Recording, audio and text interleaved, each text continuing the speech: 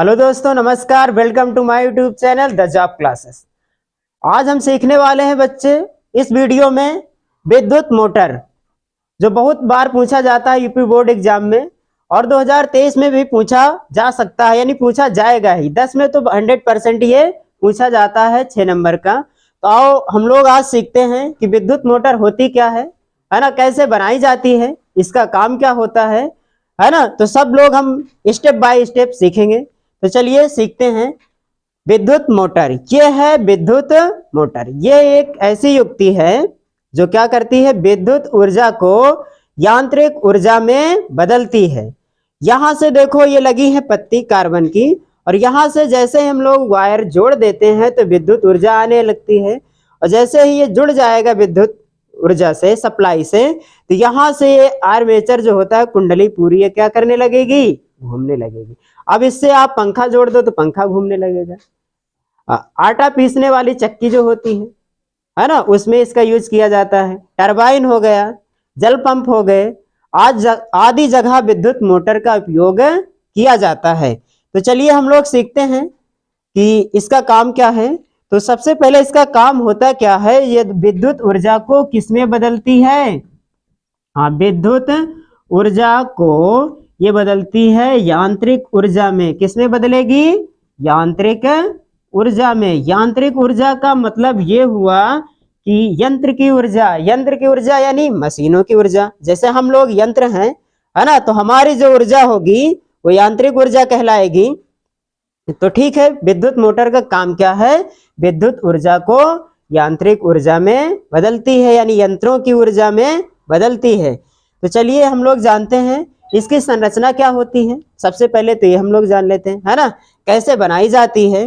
तो विद्युत मोटर सबसे पहले क्या होता है, इसमें एक ए बी सी डी कुंडली होती है, यानी आयताकार कुंडली होती है। इस प्रकार की एक ABCD क्या होती है, इसमें कुंडली होती है, जैसा चित्र में ये दिखाया गया है। अब इसको बनाया कैसे जाता है कुंडली को, तो एक ले लेते हैं नर्म लोहा। नर्म लोहे का मतलब कच्चा लोहा, ठीक है। और कच्चे लोहे में क्या कर लेते हैं, तांबे के तार को लपेट देते हैं, है ना। तांबे के तार को क्या कर देते हैं, लपेट देते हैं। इस प्रकार का तार ले लेते हैं और कई फेरे इसको आयताकार के रूप में लपेट देते हैं, ठीक है ना। जो फेरे होंगे एक दूसरे को सटाकर लपेटकर बनाए जाते हैं इस प्रकार से, ठीक है। बहुत सारे फेरे लपेट दोगे तो कुंडली बनके तैयार हो जाएगी। लेकिन एक बात याद रखना, जो तांबे के तार होते हैं वो इंसुलेटेड होते हैं। इंसुलेटेड का मतलब ये हुआ कि एक दूसरे से पृथककृत होते हैं, यानी इनमें पॉलिश की जाती है। तो ये हो गई हमारी आर्मेचर ABCD।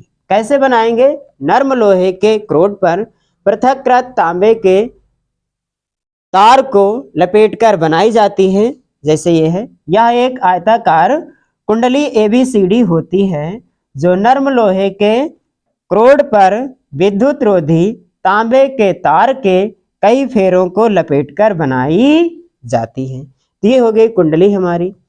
अब देखो क्या होते हैं, दो प्रबल चुंबक होते हैं, क्षेत्र चुंबक जिन्हें हम लोग कहते हैं। ये फिक्स होते हैं, कुंडली घूमती है और ये क्या होते हैं, अपनी जगह पर फिक्स होते हैं। ये जैसे मोटर है तो इसके अंदर दो चुंबक ऐसे लगे रहते हैं इस प्रकार के, है ना। तो ये दोनों चुंबक को हम लोग लिखें N व S से। चुंबक के दो ध्रुव होते हैं, एक N होता है, दूसरा S होता है ना। तो दो चुंबक होते हैं, इधर N होगा और दूसरी तरफ S होगा। ये चुंबक फिक्स होते हैं। इन्हीं चुंबक के ध्रुवों के बीच में रखकर इस कुंडली को घुमाया जाता है। तो हम लोग देखते हैं, अगला जो है आर्मेचर हो गया। विभक्त वलय क्या होते हैं, ये लिखा क्या, विभक्त वलय। चित्र में देखो ये होते हैं अर्ध तांबे के, अर्ध तांबा जो होता है उसके अर्ध छल्ला होते हैं।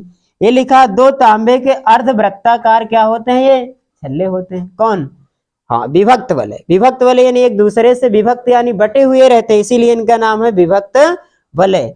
किसके बनाए जाते हैं, तांबे के बनाए जाते हैं। किस आकार के होते हैं, अर्धवृत्ताकार, जैसे चित्र में बना है ये इस प्रकार के क्या होते हैं, अर्धवृत्ताकार तांबे के छल्ले होते हैं, ठीक है। अब देखो आगे हम लोग समझेंगे ब्रश क्या होता है।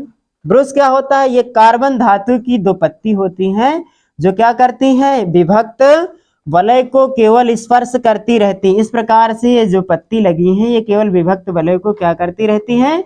स्पर्श करती रहती हैं। और जो आर्मेचर के साथ आपका विभक्त वलय है ये भी क्या होने घूमता रहता है। विभक्त वलय इधर देखो, बाहर से इसमें विद्युत धारा का प्रवाह हो जाता है, लेकिन विभक्त वलय के अंदर एक काला पदार्थ लगा रहता है जिसके अंदर विद्युत धारा का प्रवाह नहीं होता है। तो यहां से देखो ये पत्ती लगी है। अब इन पत्ती का जो बाहरी सिरा होता है वो बैटरी से हम लोग इस प्रकार से जोड़ देते हैं। जैसे लिखा है, ब्रुश क्या होते हैं?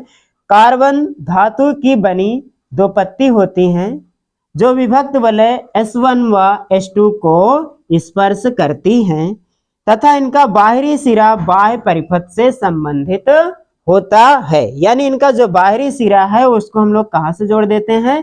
बैटरी से जोड़ देते हैं। ठीक है, एक बार फिर से हम लोग समझ लेते हैं संरचना क्या होती है। तो इसमें क्या होती है? एक ABCD कुंडली होती है, ठीक है, जो नर्म लोहे के क्रोड पर तांबे के तार को लपेटकर बनाई जाती है। फिर हम लोग समझेंगे कि क्षेत्र चुंबक क्या होते हैं। तो दो प्रबल चुंबक होते हैं N व S जिनके बीच कुंडली को रखी जाती है। फिर हम लोग समझते हैं विभक्त वलय क्या होते हैं। तो विभक्त वलय तांबे के बने होते हैं, दो छल्ले होते हैं और इनका आकार कैसा होता है? अर्धवृत्ताकार होता है। ठीक है, ब्रुश क्या होते हैं? ब्रुश जो होते हैं कार्बन धातु की बनी दो पत्ती होती है जो केवल विभक्त वलय को स्पर्श करती है। ठीक है, अब हम लोग संरचना जान चुके हैं, चित्र में भी बना है। ठीक है, अब हम लोग इसके सिद्धांत की बात करते हैं।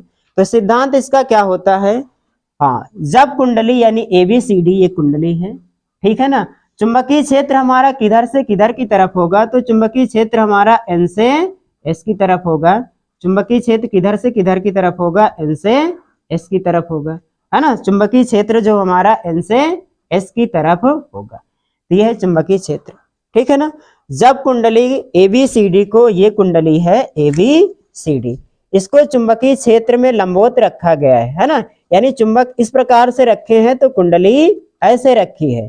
ठीक है, तो कुंडली ABCD जो है चुंबकीय क्षेत्र में रखी है।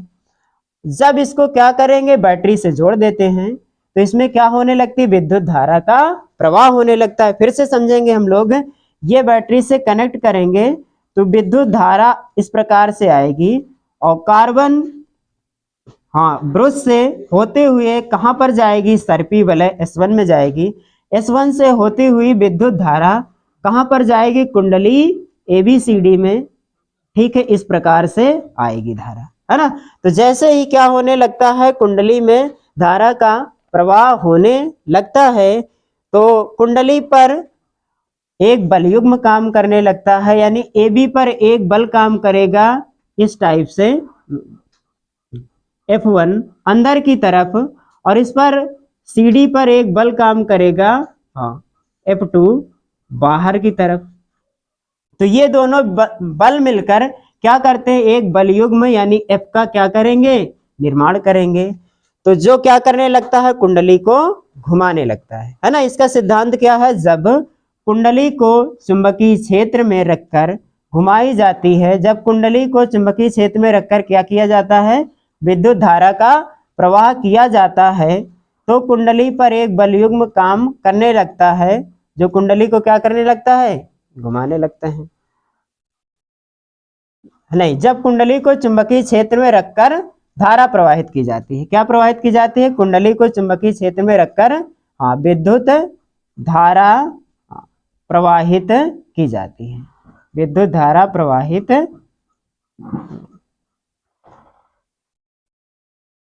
विद्युत धारा प्रवाहित की जाती है। कुंडली को चुंबकीय क्षेत्र में रखकर विद्युत धारा प्रवाहित की जाती है, तो कुंडली पर एक बलयुग्म काम करने लगता है जो कुंडली को क्या करने लगता है? जो कुंडली को घुमाने लगता है ना। अब हम लोग इसकी क्रिया विधि समझेंगे विद्युत मोटर की, ध्यान से, है ना। फिर से समझ लेते हैं सिद्धांत क्या है। जब कुंडली को क्या किया जाता है? चुंबकीय क्षेत्र में इस प्रकार से रख देते हैं तो कुंडली पर एक बलयुग्म काम करने लगता है जो कुंडली को क्या करेगा, इस प्रकार से घुमाने लगता है ना, इस प्रकार से। ठीक है, तो हम लोग समझेंगे इसकी क्रिया विधि क्या होती है, बहुत ध्यान से समझेंगे, जो सबसे मेन है ना, कार्य विधि इसकी क्या होती है। शुरुआत से समझेंगे स्टेप बाय स्टेप। शुरुआत में देखो क्या होता है, ये हम मान लेते हैं कुंडली है हमारी ABCD। ठीक है, अब देखो इसमें क्या होगा, धारा आ रही है ये ऊपर की तरफ। ठीक है, धारा किधर की तरफ जा रही है, ऊपर की तरफ। और चुंबकीय क्षेत्र हमारा किधर से किधर की तरफ है, N से हाँ किधर की तरफ है, S की तरफ है। ये है हमारा चुंबकीय क्षेत्र यानी मैग्नेटिक फील्ड M। क्या है, मैग्नेटिक फील्ड M। ठीक है, अब देखो जैसे ही विद्युत धारा ऊपर की तरफ जाएगी AB में, है ना, और चुंबकीय क्षेत्र हमारा N से S की तरफ है, तो फ्लेमिंग के बाएं हाथ के नियम के अनुसार भुजा AB पर एक बल काम करने लगेगा। क्योंकि हम लोग जानते हैं जब किसी तार को चुंबकीय क्षेत्र में यानी चुंबकीय क्षेत्र B में रखकर क्या किया जाए, इसमें धारा प्रवाहित किया जाए, तो कुंडली पर एक बल काम करने लगता है। और इस बल का नाम क्या है, F बराबर हाँ बिल साइन थीटा, यानी F बराबर IBL साइन थीटा।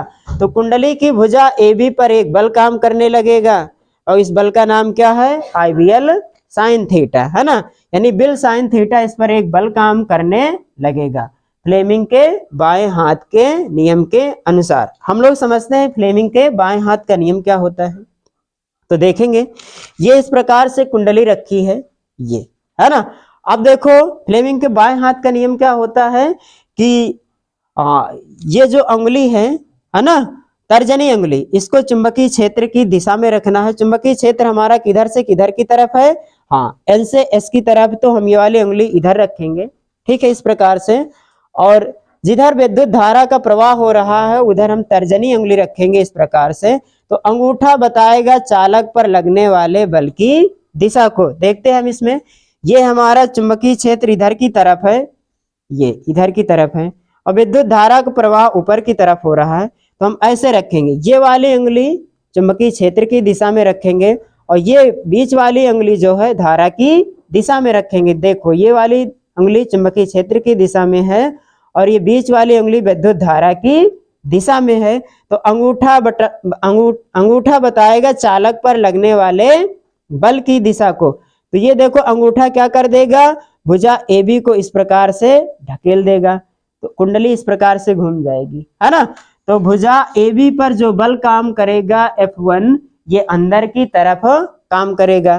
ठीक है, ये हमारी कुंडली की भुजा AB, इस पर बल काम किया तो कुंडली ऐसे घूम गई। अब देखो अगले चक्कर में क्या हो जाएगा, हाँ कुंडली AB पर क्या करेगा, बल अंदर की तरफ काम करेगा। अब हम लोग देखते हैं, हाँ भुजा CD पर इधर बल नहीं काम करेगा, भुजा BD पर बल नहीं काम करेगा, क्योंकि यहाँ पर कोण जो हो जाएगा वो 0 डिग्री का हो जाएगा। जिधर हमारी धारा है और उधर क्या है, चुंबकीय क्षेत्र है, तो यहाँ पर बल का मान क्या हो जाएगा, 0 हो जाएगा। ठीक है, और DC पर हम लोग देखेंगे भुजा CD पर बल किधर की तरफ काम करेगा, तो हम लोग चेक कर लेते हैं। फ्लेमिंग का फिर से लगा देंगे बाएं हाथ की नियम, है ना। तो हमें क्या करना है, अंगूठा देखो बताएगा किधर बल लगेगा। ठीक है, हम धारा की दिशा में बीच वाली उंगली कर देते हैं, चुंबकीय क्षेत्र की दिशा में तर्जनी उंगली कर देते हैं, ये वाली। चुंबकीय क्षेत्र हमारा इधर से इधर की तरफ, N से S की तरफ, तो अंगूठा बताएगा चालक पर लगने वाले बल की दिशा को। ठीक है, तो ये कुंडली है।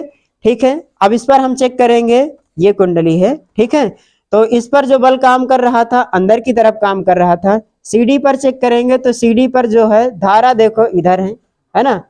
ठीक है, धारा की दिशा इधर की तरफ है, चुंबकीय क्षेत्र की दिशा इधर की तरफ है, तो अंगूठा बताएगा चालक पर लगने वाले बल की दिशा को। तो अंगूठा देखो अब की बार ऐसे ठेलेगा इसको, है ना, अंगूठा क्या करेगा, इसको बाहर की तरफ ठेलेगा। तो भुजा AB पर जो भुजा CD पर जो बल है वो बाहर की तरफ काम करेगा, है ना।